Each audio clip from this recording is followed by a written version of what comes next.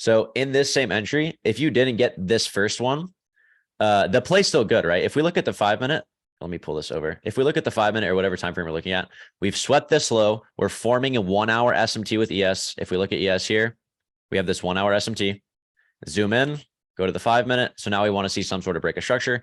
We zoom back in. And another thing that's giving me confidence with this trade is the fact that we've been the action we've been seeing recently has just been straight up and straight down. So I was pretty confident that we were going to get a strong bounce when we took that low out, because if we look at every single time past, right, we take this low out, get a massive bounce, take this next low out, get a massive bounce, take this last no, oh my god, last low out, big bounce, last low out, expecting the exact same thing. And every single time we take that low out in the last like 3 times, we've formed an SMT with ES. So I was pretty confident that this was going to pretty much do the same thing as it was before. I mean, the odds are probably much in my favor there. But zooming into the 1 minute, again, sweep of liquidity. We're now forming SMT on the low. ES takes this sell side liquidity internally. SMT form at the low, gets bought up, big displacement through the high, right? Clean. This is what we want to see. Big displacement, 3 minute wick. You can obviously see there's a high. You have SMT at the low. You get a clean break of structure. You get the displacement, right? There's no hesitation here. It's just straight through it and straight up. Now you wait for the retracement. It doesn't have to be perfect, but make sure the thing I've really started to think about, and the way I like to trade, is if we get trend days like this, enter off the low, right? Because most of the time, the only reason we're coming down to retrace into your entry is because we want to take liquidity from this low. So once we take this low out, you can pretty much bounce anytime. It doesn't even necessarily have to come down that far. So I've been starting to set orders, at least like half of my position at the low. Because then if it does go in your favor, you don't get the entry you want, you're still in half your position. So the next entry here would have been this 1 minute fair value gap. Again, you know the direction. The draw on liquidity is this high. This would have been a fine entry. And just honestly putting your stop at that low. And that would have been a great risk reward too if you were to enter there. Let's see.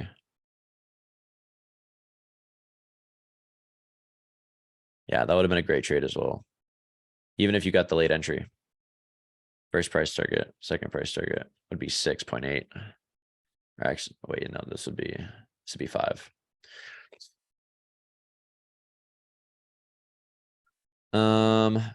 So let's go over the trade that we took in the morning. Let me go straight up on ES here. Actually, no, we took it on NQ, but I'm probably pull up both. Actually, we don't really need it. Okay, let's go to NQ here. So the initial trade we took going into the day. So my daily bias for today was I was bullish. The reason we were bullish is because we continue to hold. We took out sell side. We still have not taken some sort of buy side level. Retrace, we get a big push up. I'm now expecting us to take buy side liquidity. So I'm bullish until we take this level out, right? We have a 5 minute fair value gap here. We break above, hold, reject, instantly go back into the range, right? That's what we want to see. If it's a proper liquidity sweep, it goes right above and then right back in the range. Once we take this high out, right, we're now bearish. So I'm bullish, most likely expecting the draw on liquidity to be this high. Once we take it out, we're now bearish, especially when we want to see some sort of retracement back into the zone and see some sort of structure start to form. So now what do we look for after liquidity swap externally? We want to see a big push back into the range and some sort of market structure shift.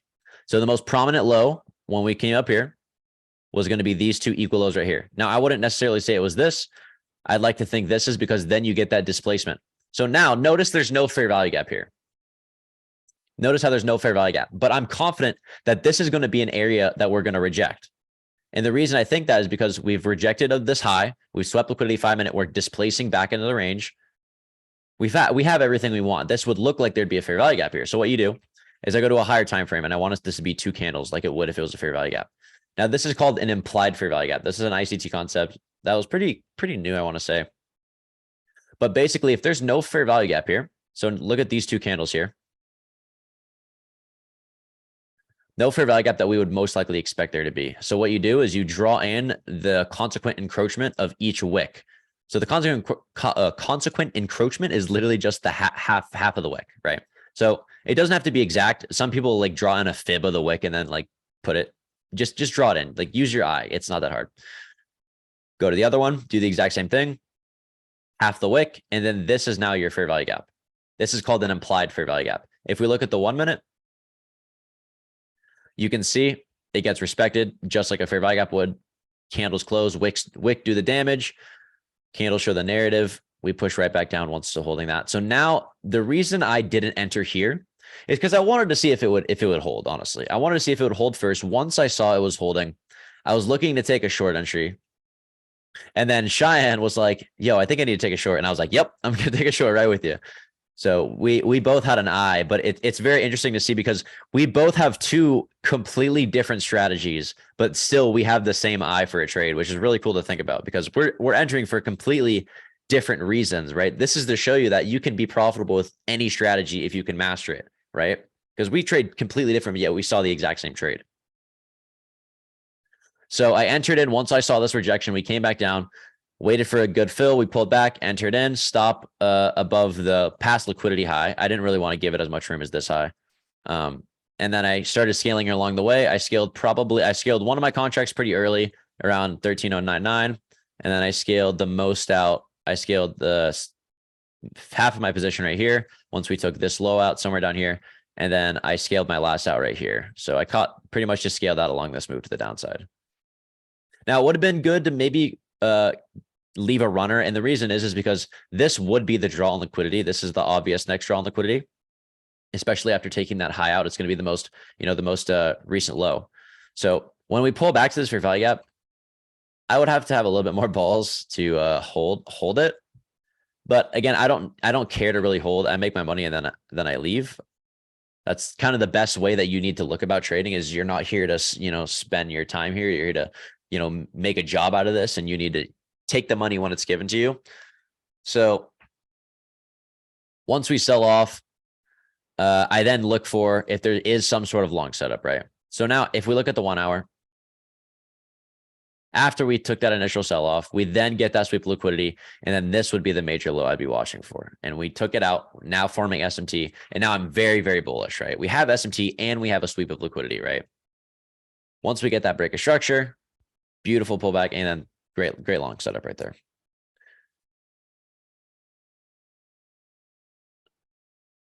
Can you please explain SMT? How do you determine whether the move is bearish or bullish based on ES and Q? Yeah. So there's a bullish and bearish SMT. Let me just kind of draw a diagram here. So there's bearish SMT, which is at the highs. So let's say a stock, is, oh my way, I got to do the fucking, let's say stock's going at the highs, right? And then it sells off. And then let's say another one is doing this.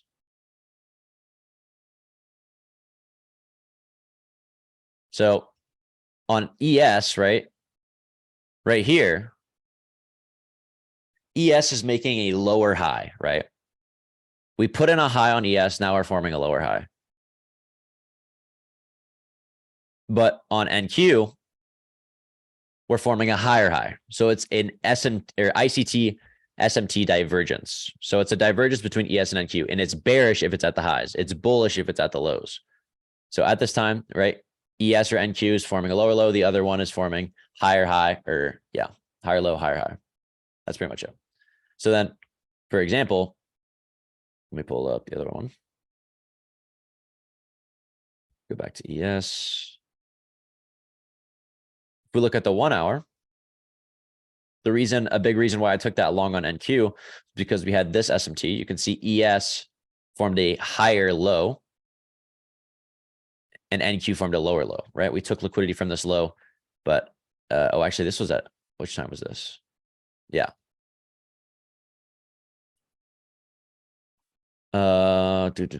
Any questions, guys, so far?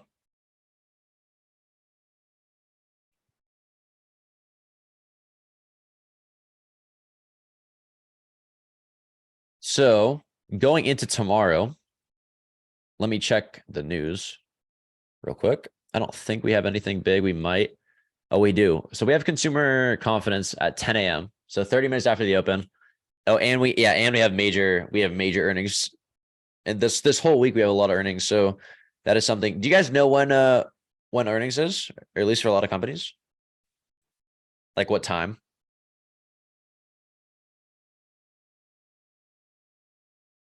Yeah, it should be L after hours, so I don't really think we have anything to worry about. It might just be low action though.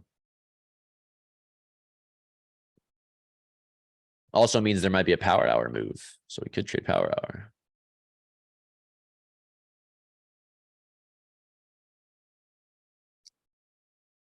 All right, so start with going into tomorrow.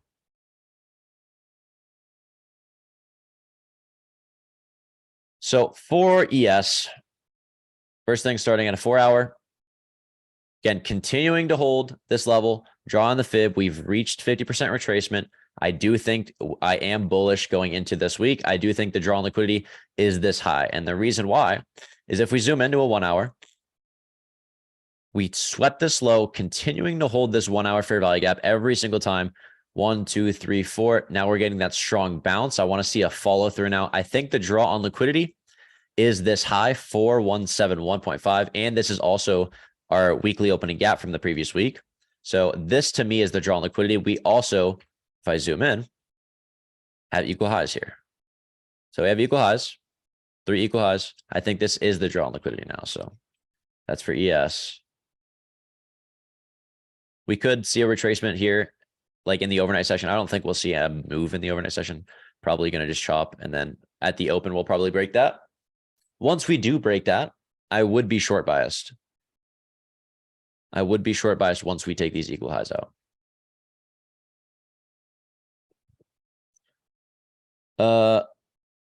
How do you know when to use implied fair value gaps? So for me, the way I like to use implied fair value gaps is once you get liquidity taken, you get that break of structure, you get displacement, and then you're looking for some sort of entry, right? You want to see a fair value gap, but you don't see one. Look on a 2-minute or 3-minute and see if you get that 3 candle formation and see if you can draw on the wicks, right? It should look like there would be something there, but you just draw it in with the wicks instead. So it's you get everything you want, but if you don't see a fair value gap or you don't see an order block or whatever you're looking to enter off of, you look if there's an implied fair value gap there, and you'll see how often they'll most likely get respected. When you look for a liquidity sweep, how are you looking for the most recent high to low to be swept?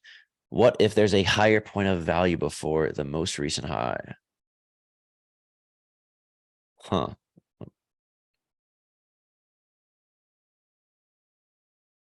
Like, are you saying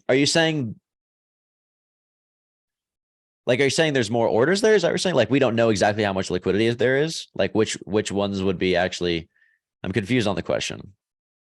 What about that high just before the 3 equal highs would not, well, okay. Like, you're talking about this high?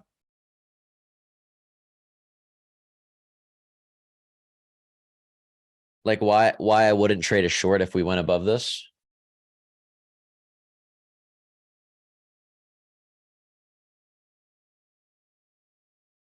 I think that's what you're. So for that question, if that was your question, the high of 4188. Oh, this high.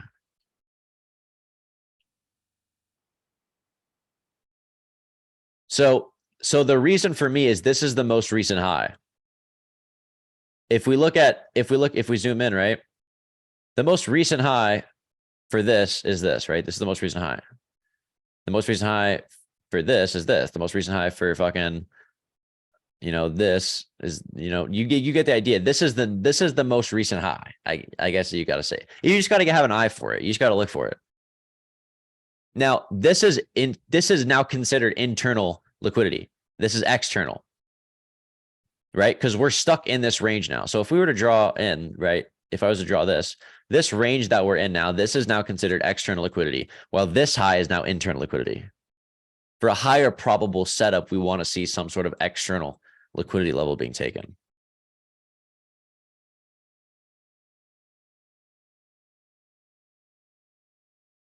Now, it could be considered a liquidity sweep. It'll be a lower probable setup.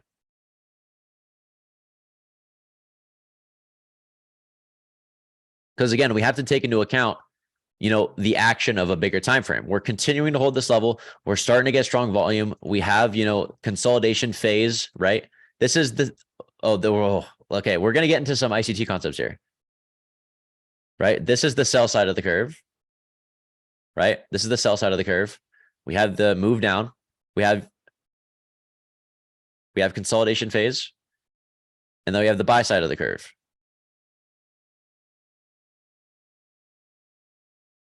Right? This is how markets move. Sell side of the curve, buy side of the curve. Always first consolidation. Then we get the buy side. So I'm expecting this week to see something like this. I don't know whatever, but we'll finish the buy side of the curve this week, in my opinion, but we'll see how it plays out.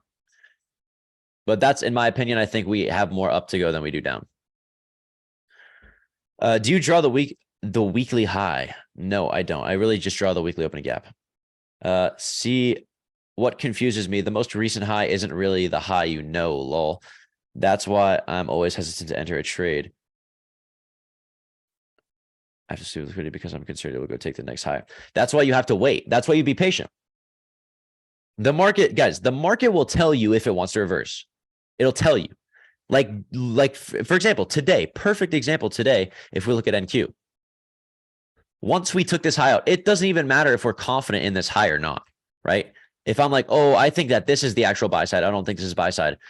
Well, okay, you might think that, but what is the market telling you? For me, zooming in on this, the market is telling me, okay, we just broke out of this range. If I think this is buy side, then why aren't we, having a displacement above this high? Why are we not having no follow through? Why are we retracing back into the range?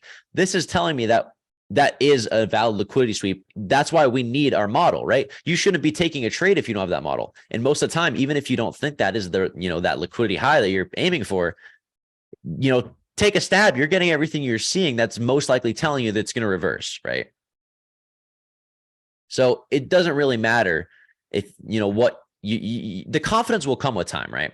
The more experience you have with the strategy, the more, you're familiar with, what highs you think you begin to build an eye for it. You know what you're looking for. But until you get to that, you stick with the model, right? You want to see everything play out, and that will give you the, the best leverage. If that makes sense. Yeah, look for the reaction of the sweep. Exactly. It'll tell you if it wants to go higher, it'll go higher. If it doesn't want to go higher, it'll tell you it doesn't want to go higher.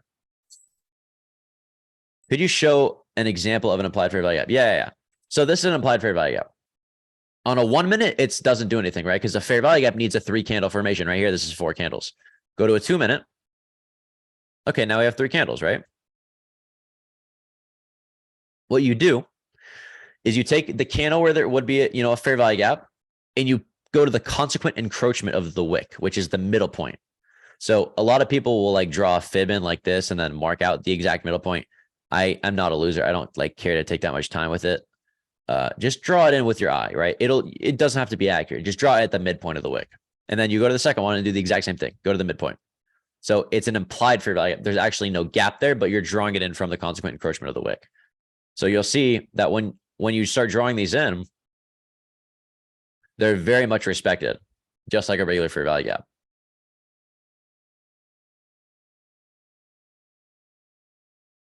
Correct me if I'm wrong, but according to ICT, the market moves purely based on algorithms. Yep. Pretty much.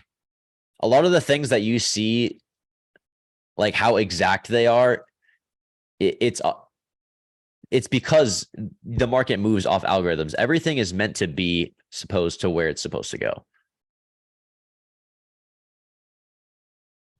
Because algorithms move the market, but they're still moving with capital. So they're still buyers and sellers, but it's just algorithms.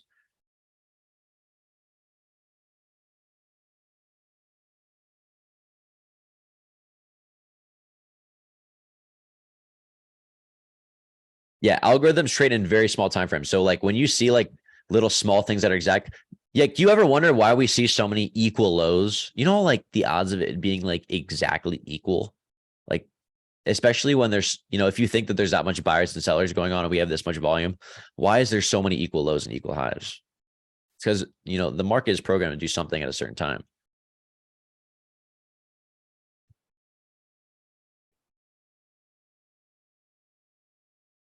Does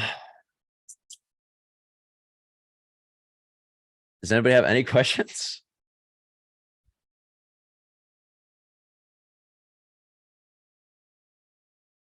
Today was a good day, guys. Great way to start the week. Let's kill fucking tomorrow as well.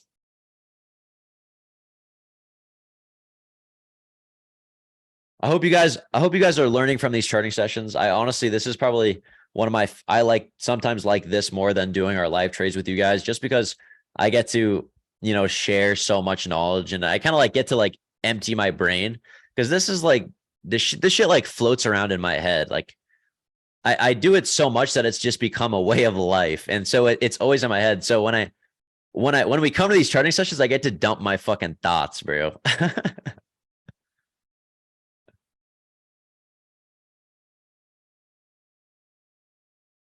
Very insightful. Hoping masterclass will be even more. Oh, dude, the masterclass is going to be so sick. I'm so excited to do the masterclass. I think a lot of people are going to miss out, honestly. Like I think a lot of people are going to miss out. I honestly think that a lot of people don't teach right. I think I'm very proud the way I teach you guys, and I teach like the way I think and the way I trade. I think a lot of people can't put it into words the best I can, in my opinion. Do you ever consider stepping to Forex? Honestly, possibly. And the reason is because sometimes ES and NQ have shit action. So it's always best. It's always a possibility to, go look at something else. So helpful, very inciting. New to the community, love it so far. Welcome, brother. Much love, Oscar. USD and gold. I alerted a gold trade to all the Forex people in here. This is the only trade I've ever taken on Forex in the Discord. Like, look at this shit. I alert, like, this is a fire fucking Forex trade. Look at this. That's crazy. It was a swing. Right? Liquidity swept. Internal high being taken. Or let me zoom in real quick. Oh. Right? External level taken. Market structure shift. Internal liquidity taken. Put in a high. Big push down. 5-minute fair value gap. Entered off that. Stop loss at the high. Never got stopped. And then sold off to all these TPs. That was a banger trade. But I didn't even take it because I don't trade Forex.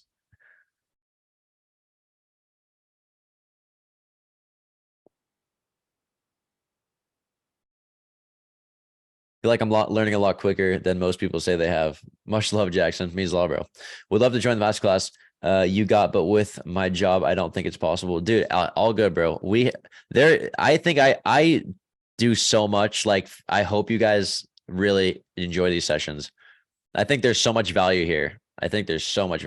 Especially like from somebody who's been in so many like Discords and communities. People don't want to talk about what they do. They just trade. And then people just want handouts. That's pretty much what it is. But like people that actually want to learn, like I've been through all that shit that people don't do. And I wanted to like, build something that everybody can fucking learn from. Just saying, get some fun at Forex affiliate, going like FTMO or broker partnership, like Oanda Forex.com. Maybe. Also, not sure if you plan on it, but covering some of Mark Douglas content in masterclass would be very beneficial. Yes, we will be talking a lot about psychology. We'll do a psychology lesson for sure. That's in the schedule. Where are the signups? It's on the Watt page. Look forward to sessions every day. Yes, every single day we have charting sessions at night. Love having Shy. Bummed he's gone for 2 months. Always nice having another side equation for confluence. I agree. I'm very disappointed. I'm very sad. But again, he's doing he has surgery in Scotland, and he's gonna go see a lot of fam. So it's gonna be really cool for him. But I'll be happy when we get him back. He won't be gone for long. This isn't a forever.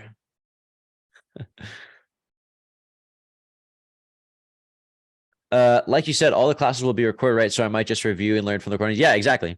All of the recordings will be recorded. So if you don't like make a class or you have plans or something, everything will be recorded. So you'll have access to the whole master class. Even when all the classes are done, you'll still have access to all the videos. You can go back and watch them.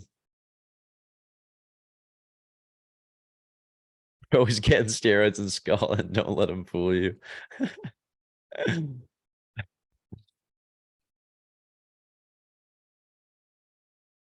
All right. Any last questions, guys? Going into tomorrow.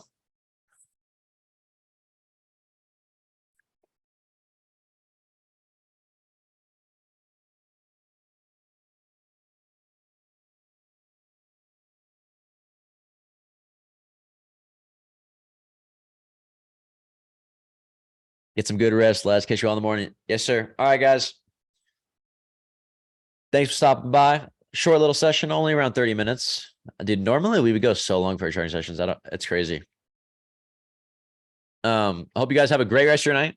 I will see you tomorrow. Let's keep killing it this week. Let's have another great day. And hope you guys get some rest. I'll see you all in the morning. Peace.